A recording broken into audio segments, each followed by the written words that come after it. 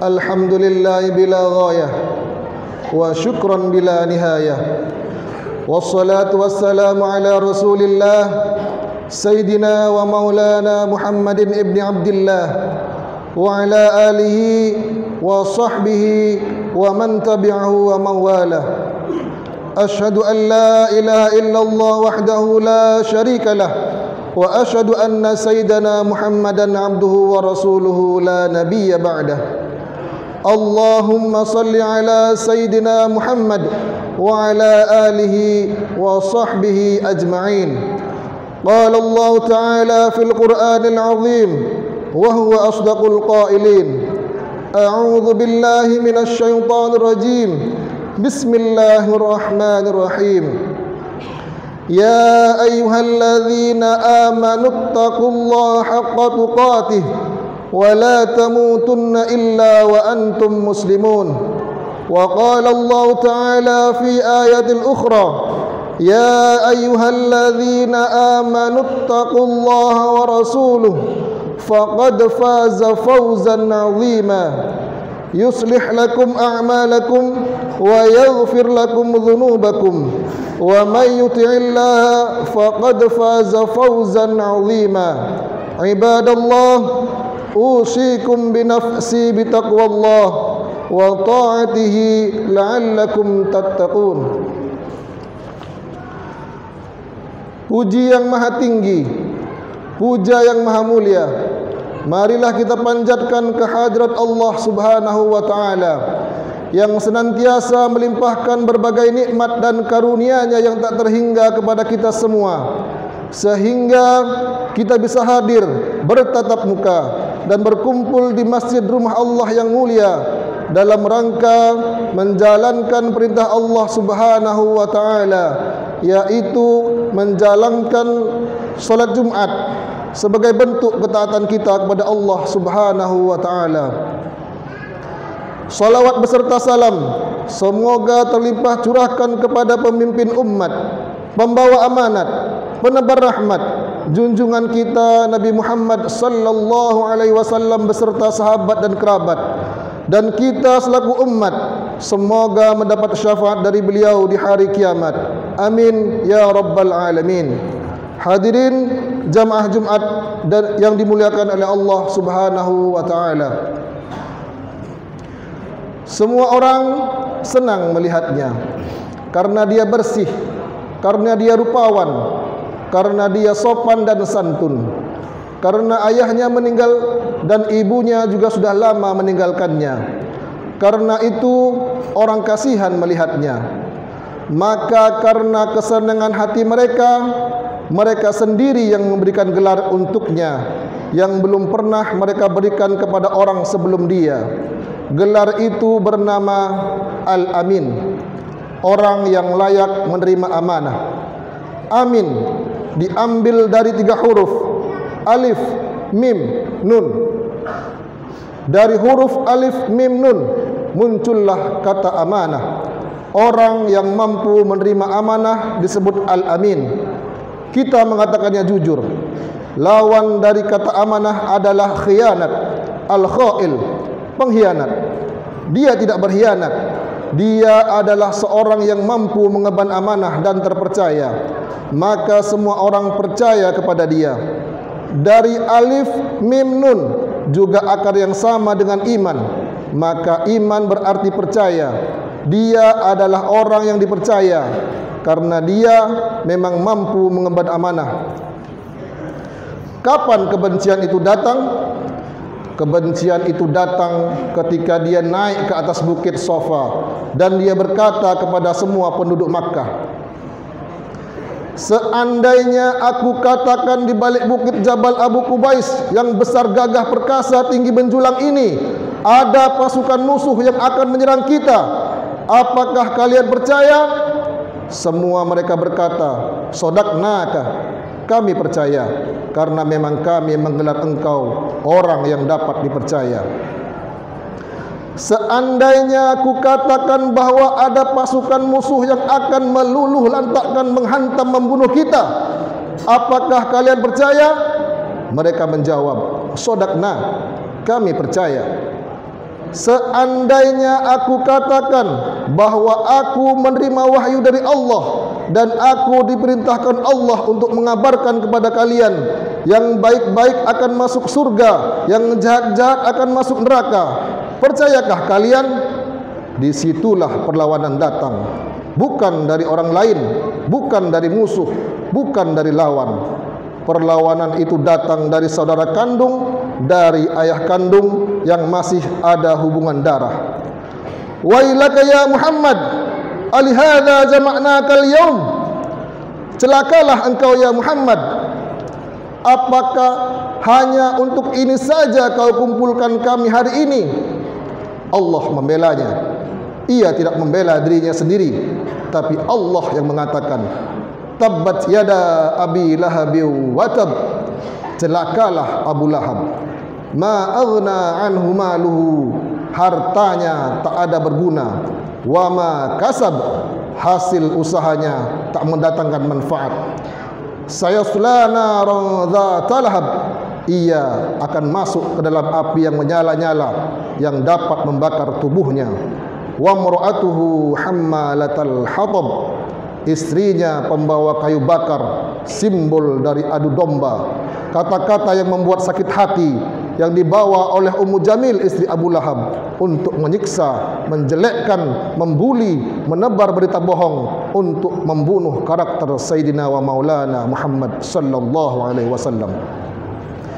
Ini bukti kalau hari ini ada anak muda yang rupawan, yang dermawan, yang disenangi lingkungannya, tidak ada orang yang tersinggung, biasa, karena Nabi Muhammad sallallahu alaihi wasallam juga pernah mengalami hal itu.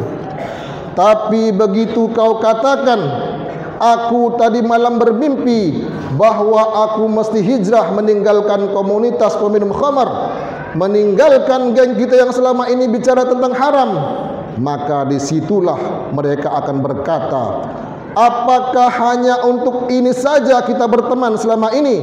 Mana persahabatan kita? Apa yang dialami pemuda-pemuda hijrah hari ini dialami oleh Rasulullah sallallahu alaihi wasallam 14 abad yang silam. Ketika kau berhasil bisnis, orang senang. Ketika kau berhasil membina rumah tangga, tidak ada orang yang tersakiti. Ketika anakmu lucu-lucu dan kau berada di tengah mereka, tidak terusik kepentingan mereka, tidak terganggu ekonomi mereka, engkau adalah sahabat, engkau adalah teman setia. Tetapi ketika kau tidak ikut kemauan mereka, disitulah engkau sedang melantik dirimu sendiri menjadi musuh. Maka Allah kuatkan hatimu. Wa in tuti aktsara man fil ardi, kalau kau ikut kebanyakan orang di atas muka bumi, yudillu ka'an sabilillah, mereka hanya akan menyesatkan engkau dari jalan Allah subhanahu wa ta'ala. Tapi api itu tidak pernah padam. Kalau dia padam, maka berakhirlah dakwah Islam. Ia terus bergelora, ia terus menyala, ia terus membakar kemunafikan, kemusyrikan, sampai akhirnya embargo pun tiba. Jangan ada yang mau bergabung dengan kelompok Muhammad sallallahu alaihi wasallam. Jangan ada yang mau berkirim makanan, jangan ada yang mau berdagang, jangan ada yang mau menjalin transaksi. Mereka ingin membunuh secara perlahan-lahan. Jangan beli produknya, jangan duduk bersamanya, jangan berteman dengan dia. Ketika kamu berfoto, ketika kamu duduk bersama dia, mereka akan membenci kamu. Kenapa engkau masih mendengar ceramah dia? Adakah orang yang mengalami hal ini hari ini? Adakah ketakutan-ketakutan dari hamba Allah yang mengatakan Allahu Akbar, Allah Maha Besar, tapi takut ditinggalkan kawan, cemas ditinggalkan sahabat? Maka itu pernah terjadi kepada kelompok Sayyidina wa Maulana Muhammad sallallahu alaihi wasallam. Kalau pembunuhan karakter tidak berhasil, maka ada yang lebih dahsyat daripada itu. Mereka tawarkan dunia beserta isinya. Wallahi, demi Allah wahai paman, demi Allah wahai Abu Talib, law wada'a syamsa fi yamini, andai mereka letakkan matahari di tangan kananku, wal qamara fi yasari, dan bulan di tangan kiriku, ala atruka hadzal amr, supaya aku tinggalkan dakwah ini, aku tidak akan meninggalkannya. Bujuk rayu mulai tiba. Itu terjadi pada diri Nabi Muhammad sallallahu alaihi wasallam. Kalau kau tidak mempan dimusuhi, kau akan dirangkul. Kalau kau tidak mempan dirangkul, kau akan dipukul. Kalau kau tak mempan dipukul, berbagai macam cara, dari mulai yang paling keras hingga yang paling lembut, dari yang mulai lembut sampai yang paling keras, sampai akhirnya tempat bergantung itu hilang, lenyap, musnah.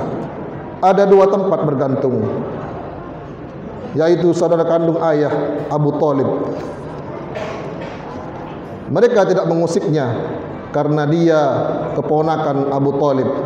Abu Talib anak Abdul Muttalib, Abdul Muttalib anak Hashim, Hashim anak Abi Manaf, Abi Manaf anak Qusay, Qusaylah pendiri Darun Nadwah kota Makkah.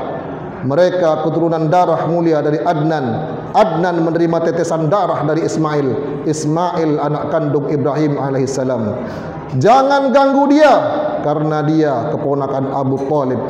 Masih ada backing, tapi Allah ingin agar hati itu tidak bergantung kepada manusia. Dia buat Abu Talib meninggal dunia, masih ada tempat bergantung. Yang dulu ketika kedinginan datang, dia yang menyelimuti. Yang dulu ketika ketakutan datang, dia yang menenangkan. Dia datang menemui Waraqah ibn Naufal. Waraqah berkata, Namus, malaikat yang pernah datang kepada Ibrahim, yang pernah datang kepada Musa, yang pernah datang kepada Isa, sekarang dia datang kepada suamimu. Katakanlah, jangan takut, jangan cemas. Kalau nanti sampai masanya, dia akan diusir dari kampung halamannya. Aku orang pertama yang akan membelanya. Karena begitu yang kutemukan dalam kitab-kitab yang suci yang kubacakan. Kata Waraqah bin Naufal. Hari itu juga tempat bergantung itu patah. Khadijah menghadap Allah subhanahu wa ta'ala. Tak lagi ada makhluk tempat bergantung. Tak ada lagi ranting tempat berhinggap. Tak ada lagi batang kayu tempat berpegang. Allah ingin agar engkau berserah hanya kepada Dia saja. tidak ada makhluk. Bersandar kepada makhluk akan kecewa, bersandar pada kayu yang rindang akan tumbang, bersandar kepada benda akan binasa, bersandar kepada sahabat akan berubah menjadi musuh. Bersandarlah kepada Dia, Hayyun, Maha hidup, la yamut, Dia tak pernah mati. Bersandarlah kepada Dia, Al-Aziz, yang Maha perkasa, Al-Jabbar, yang Maha berkuasa. Itu yang diinginkan Allah dari sosok Sayyidina wa Maulana Muhammad sallallahu alaihi wasallam. Dia pergi, sengaja dia pergi berjalan kaki, karena kalau dia pergi berjalan menunggang kuda, mereka akan mengintainya, mereka pasti akan menangkap beliau. Sengaja dia pergi berjalan kaki, lalu kemudian beliau pun sampai ke suatu tempat. Beliau berharap mereka adalah orang-orang yang lembut yang akan menerimanya, tapi dia tidak diterima dengan tol'al badru alaina. Dia tidak diterima sebagai ahlan wa sahlan. Ahlan, keluarga, kau datang, kami sambut sebagai keluarga. Sahlan, mudah, kau datang, urusanmu mudah. Ahlan wa sahlan. Tapi dia tidak dianggap sebagai keluarga, dia tidak dianggap sebagai sahlan, dia tidak dianggap sebagai musuh. Dia dilempar dengan batu, dia dilempar dengan kayu, dia dilempar dengan tulang unta. Apa yang dia lakukan?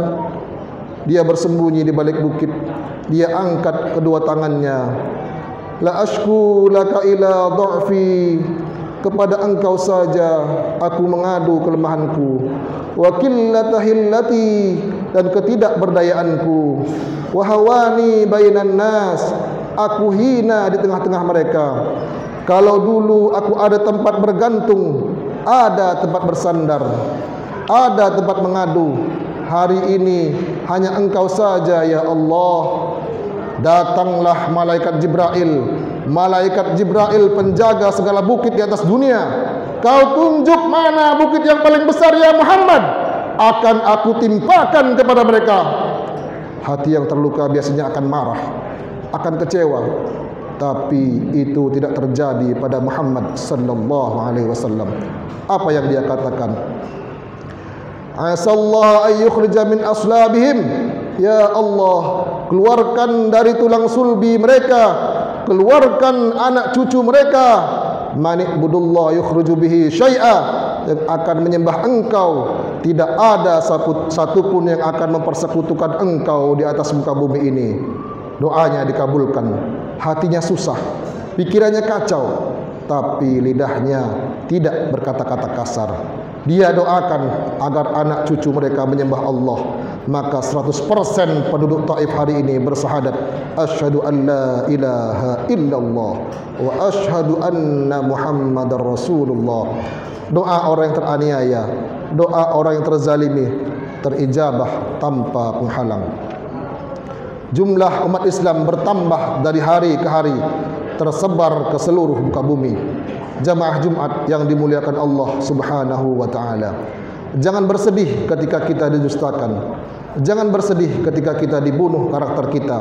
Jangan berduka ketika tidak ada manusia yang menerima kita, karena sesungguhnya itu hanyalah cara Allah menguatkan hati kita, karena Dia ingin mengangkat derajat kita, menempatkan kita di tempat yang terpuji, memperlihatkan kita sesuatu yang tidak pernah diperlihatkan kepada manusia yang lain. Dia buat hati kita hancur berkeping agar tidak lagi ada tempat makhluk dalam hati kita. Yang ada hanya Allah semata. Ma fi qalbi ghairullah. Pada saat itu mental kita sudah kuat, layaklah kita berada di tempat yang terpuji. Kalau ada orang yang menyakiti kita, jangan berduka. Kalau ada tetangga, sahabat, kawan baik meninggalkan kita, jangan berduka lara, karena sesungguhnya di balik itu semua, fa inna ma'al usri yusra, inna ma'al usri yusra, sesungguhnya